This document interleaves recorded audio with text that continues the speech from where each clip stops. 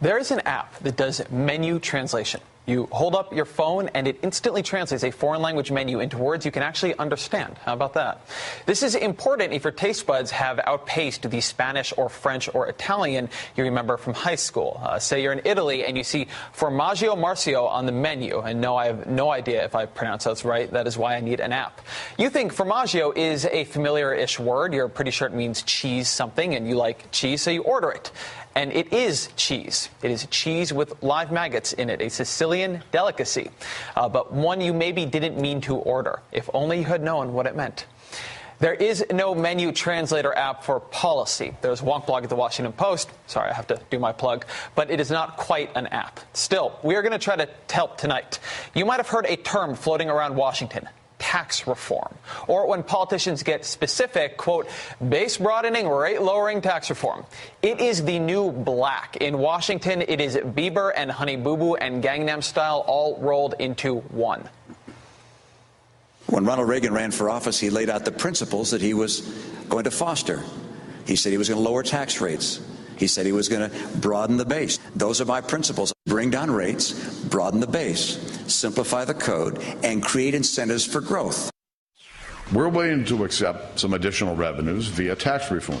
A simpler, cleaner, fairer tax code with fewer loopholes and lower rates for all. It was in Simpson Bowles. Democrats love it, too. Base broadening, rate lowering tax reform. It sounds so good, doesn't it? It certainly sounds better than charity-destroying, home-shrinking, state-burdening tax reform. But that is what it actually is. The actual definition of base broadening, rate-lowering tax reform that is emerging in the ongoing fiscal cliff negotiations is tax reform that limits itemized deductions among high-income taxpayers. That is a very boring sentence. Do not be bored. This is important. Here's what it actually means.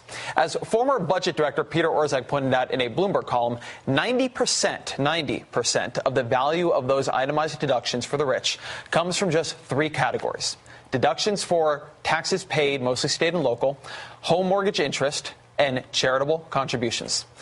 Look at each of them in turn. First, the home mortgage interest deduction. Most economists will tell you that cutting the home mortgage interest deduction, particularly for rich people, it's a good idea. There is no real reason the tax code should be subsidizing the purchase of more McMansions. So I'm not particularly worried about that one. Second, the deduction for state and local taxes paid.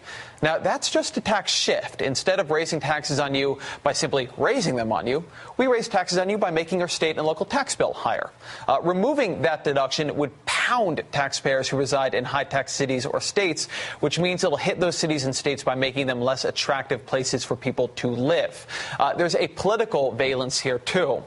All 10 of the highest tax states went for President Obama in 2012, while 8 of the lowest tax states went for Mitt Romney. So that would be a particularly tough tax hike for blue states. Third is limiting the deductions on charitable contributions. And this is the big one.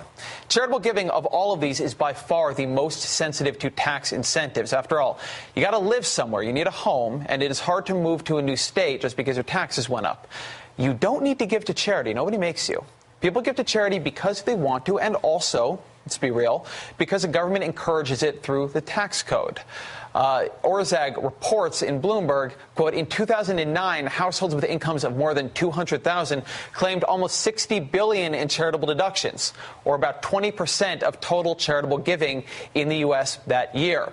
He goes on to cite one study that found charitable donations are cut almost dollar for dollar to the increase in the donor's tax bill. So that could be a $60 billion cut to charities' coffers.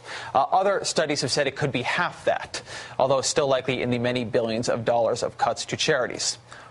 That is the reality behind base broadening, rate lowering tax reform. It's not magic. It's more of a magic trick. It relies on obfuscation and misdirection to distract the audience from where the tax increases really are.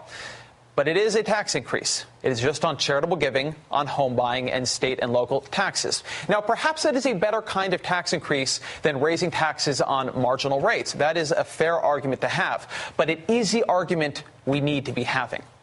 Joining me now to have some of that argument is Chris Hansen, president of the American Cancer Society, the Cancer Action Network. Thank you, Chris. You do great work. I'm a big fan of your efforts to cure cancer. Thank you very much. It's good to be here. Now, As I said, we all support what you do, but why should we be subsidizing you? Why should my tax dollars subsidize you? And not only you, but operas and museums and rich guys' alma maters. Why is this part of the tax code and it should be kept? Well, let me make a couple of points. One, first of all, we've had a charitable deduction in this country since 1917, I believe, is when it went into effect.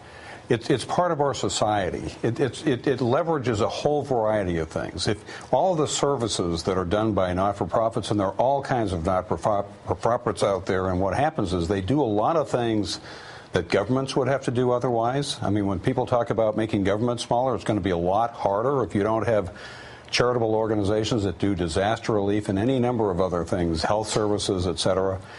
Let me give you the example of the American Cancer Society. So we are the largest private funder of cancer research in the world.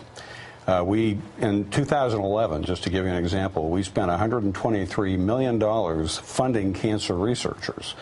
We've spent $3.8 billion over the lifetime of the organization.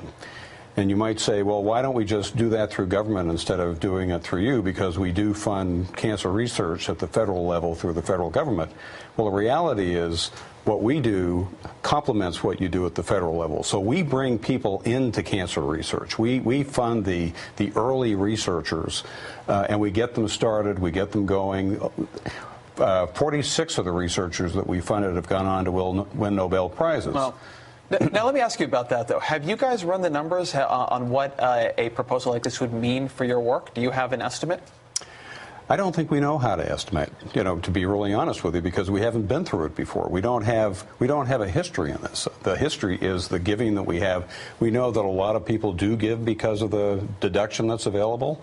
What we don't know is how behavior will change if it goes away. We know it would hurt us. We don't know exactly how badly it would hurt us.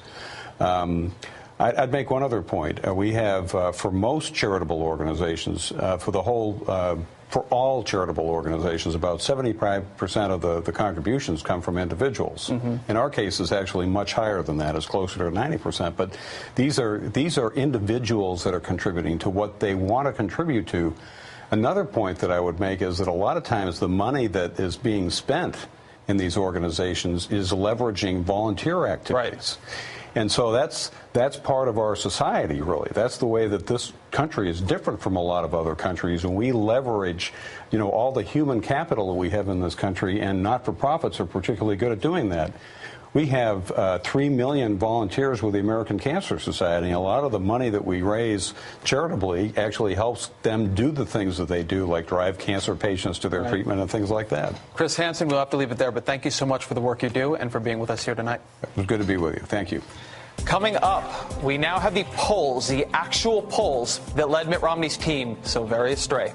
And later, the way Congress and President Obama can stop a big chunk of Capitol Hill drama and maybe even save the world. Really, that is coming up.